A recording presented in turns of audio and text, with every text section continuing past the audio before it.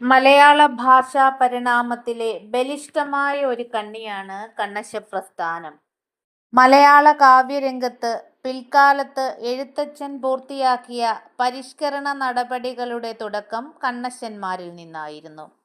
സൂര്യനേക്കാളും പ്രകാശമുള്ള അനേകം നക്ഷത്രങ്ങളുണ്ടെങ്കിലും ഭൂമിയുമായുള്ള സാമീപ്യം സൂര്യനെ ഏറ്റവും പ്രകാശമത്തായ തേജോഗോളമായി മാറ്റുന്നു. നക്ഷത്രങ്ങളുടെ വിദൂരത അവയെ സൂര്യനേക്കാൾ ചെറുതാക്കി കാണിക്കുകയും ചെയ്യുന്നു. ഇതുതന്നെയാണ് കണ്ണശ്ശന്മാരും എഴുത്തച്ഛനും തമ്മിലുള്ള വ്യത്യാസം. എഴുത്തച്ഛൻ എന്ന മഹാപ്രതിഭയുടെ ആവിർഭാവം കൊണ്ട് മാത്രം മാറ്റുകുറഞ്ഞവരായി തീർന്നുപോയ കവികളാണ് കണ്ണശ്ശന്മാർ. എഴുത്തച്ഛൻ എന്ന ഒരു കവി വന്നില്ലായിരുന്നുവെങ്കിൽ, അസാധാരണമായ വ്യക്തിത്വം കൊണ്ട് ഒരു ജനതയെ മുഴുവൻ ഈ കവി സ്വാധീനിച്ചില്ലായിരുന്നുവെങ്കിൽ കണ്ണശ്ശ കവികളുടെ നില ഇന്നത്തേക്കാളും വളരെ ഭിന്നമാകുമായിരുന്നു. ഏതായാലും ഒന്ന് തീർച്ച, മലയാളത്തിലെ ഏറ്റവും വലിയ കവിയായ എഴുത്തച്ഛന് പോലും ആചാര്യന്മാരായി, മാതൃകകളായി വർത്തിച്ചിരുന്ന കവികളായിരുന്നു കണ്ണശ്ശന്മാർ. പാട്ട് എന്ന സാഹിത്യപ്രസ്ഥാനത്തിൻ്റെ വികാസത്തിലെ ഒരു നാഴികക്കല്ലാണ് കണ്ണശ്ശകൃതികൾ. രാമചരിതകാരൻ പണ്ഡിതനായ ഒരു കവി ആയിരുന്നെങ്കിലും ശ്രദ്ധേയങ്ങളായ കൽപ്പനകളാൽ അനുഗ്രഹീതനായിരുന്നുവെങ്കിലും പാട്ടുപ്രസ്ഥാനത്തിൽ ആ പ്രസ്ഥാനത്തിൻ്റെ ചട്ടക്കൂട്ടിൽ യാതൊരു കലർപ്പും അദ്ദേഹം വരുത്തുവാൻ മിനക്കെട്ടില്ല. ലീലാതിലകകാരൻ നിഷ്കർഷിക്കുന്ന എല്ലാ സവിശേഷതകളും അണുവിട മാറ്റാതെ എഴുതപ്പെട്ട പ്രശസ്തമായൊരു പാട്ടുകൃതിയാണ് രാമചരിതം. ഭാഷാരീതിയിലെ പ്രത്യേകത കൊണ്ടും അക്ഷരമാലയുടെ പരിമിതി കൊണ്ടും യതികാദികളുടെ പ്രയോഗം കൊണ്ടും തമിഴ് പ്രതീതി അനുഭവപ്പെടുന്നതാണ് പാട്ടുകൃതികളുടെ സ്വഭാവം. ശ്രീരാമകവിയുടെ രാമചരിതമാണ് പാട്ടുകൃതികളിൽ ഏറ്റവും പ്രധാനപ്പെട്ടതെന്ന് നമുക്കറിയാം. രാമചരിതത്തിനു ശേഷം കണ്ണശ്ശന്മാരുടെ അഥവാ നിരണം കവികളുടെ കാലമായിരുന്നു. മലയൻകീഴുകാരനായ മാധവപണിക്കർ, വെള്ളാങ്ങല്ലൂർക്കാരനായ ശങ്കരപ്പണിക്കർ, നിരണത്തുകാരനായ രാമപ്പണിക്കർ എന്നിവരായിരുന്നു നിരണം കവികൾ. എഴുത്തച്ഛൻ്റെ മാർഗദർശികളായിരുന്നു ഇവർ. പാട്ടിൻ്റെ ലക്ഷണത്തിലുള്ള കൃത്രിമരൂപം ഉപേക്ഷിച്ച് സംസ്കൃത ദ്രാവിഡങ്ങളുടെ സങ്കലനമാണ് നിരണം കവികൾ ആവിഷ്കരിച്ചത്.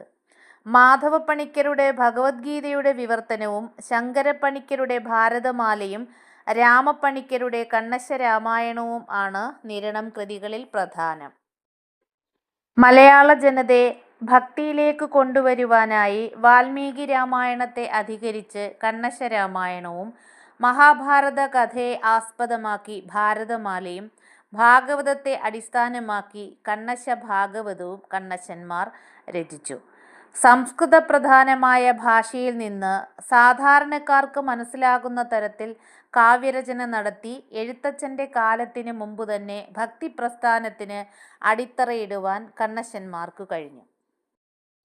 ചോദ്യോത്തരങ്ങൾ. നിരണം കവികൾ അഥവാ കണ്ണശ്ശ കവികൾ ആരെല്ലാം? രാമപ്പണിക്കർ, ശങ്കരപ്പണിക്കർ, മാധവപ്പണിക്കർ. നിരണം കവികളിൽ പ്രധാനി ആരാണ്? രാമപ്പണിക്കരാണോ നിരണം കവികളിൽ പ്രധാനി? നിരണം കൃതികൾ ഏതെല്ലാമാണ്? മാധവപ്പണിക്കരുടെ ഭഗവദ്ഗീത, ശങ്കരപ്പണിക്കരുടെ ഭാരതമാല, രാമപ്പണിക്കരുടെ രാമായണം, ഭാരതം, ഭാഗവതം, ശിവരാത്രി മാഹാത്മ്യം എന്നിവ. നിരണം കവികളുടെ തറവാട് ഏതാണ്? കണ്ണശ്ശൻ പറമ്പാണ് നിരണം കവികളുടെ തറവാട്. ലഭ്യമായ രേഖകൾ മുൻനിർത്തി ദ്രമിഡ സംഘാതാക്ഷര നിബദ്ധമല്ലാത്ത ശബ്ദങ്ങൾ പ്രയോഗിക്കുന്നത് നന്നായിരിക്കുമെന്ന് ആദ്യം കാണിച്ചു കൊടുത്തത് ആരാണ്? നിരണം കവികൾ. ഭഗവദ്ഗീതയ്ക്ക് ഭാഷയിൽ ആദ്യമായി സമ്പൂർണ്ണ വിവർത്തനം തയ്യാറാക്കിയത് ആരാണ്? മാധവപ്പണിക്കർ. നിരണം കൃതികളുടെ കൂട്ടത്തിൽ ഭാഷയ്ക്ക് കൂടുതൽ പഴക്കം തോന്നിക്കുന്ന കൃതി ഏതാണ്? ഭാരതമാല. 1,20,000-ൽ പരം ശ്ലോകങ്ങളുള്ള വ്യാസഭാരതത്തെ ഭാരതമാലയിൽ ശങ്കരൻ എത്ര പാട്ടുകളായി സംക്ഷേപിച്ചു? 1363. രാമപ്പണിക്കരുടെ കൃതികളിൽ ഏറ്റവും മികച്ചത് ഏതാണ്? കണ്ണശ്ശ രാമായണം. വാൽമീകി രാമായണത്തിന് ഭാഷയിൽ ആദ്യമുണ്ടായ സംക്ഷിപ്ത വിവർത്തനം ഏതാണ്? കണ്ണശ രാമായണം. 24,000-ൽ പരം ശ്ലോകങ്ങളുള്ള വാൽമീകി രാമായണത്തെ എത്ര പാട്ടുകളിൽ രാമപ്പണിക്കർ കാച്ചിക്കുറുക്കിയെടുത്തു? 3057. ഭാഗവതത്തിന് ഭാഷയിൽ ആദ്യമുണ്ടായ സമ്പൂർണ്ണ വിവർത്തനം ഏതാണ്? രാമപ്പണിക്കരുടെ ഭാഗവതം. ഉഭയകവീശ്വരൻ എന്ന വിശേഷണം കൊടുത്തിരിക്കുന്ന നിരണത്തുകാരൻ ആരാണ്? കരുണേശൻ. പാട്ടും മണിപ്രവാളവും തമ്മിൽ സമന്വയിപ്പിക്കാനുള്ള പ്രഥമ ശ്രമം സാഹിത്യത്തിൽ നടത്തിയത് ആരാണ്? നിരണം കവികൾ. കണ്ണശ കവികൾ സാമാന്യേന ഉപയോഗിച്ച വൃത്തം ഏതാണ്? ഇരട്ടത്തരംഗിണി. 16 മാത്രകൾ വീതമുള്ള ഈരണ്ടു ഖണ്ഡങ്ങളടങ്ങിയ 4 ഈരടികളോട് കൂടിയത്. ഭഗവദ്ഗീതയുടെ രചനയുടെ പല ഘട്ടങ്ങളിലും മാധവപ്പണിക്കർ അനുവർത്തിച്ചിരിക്കുന്ന തമിഴ് കവി ആരാണ്?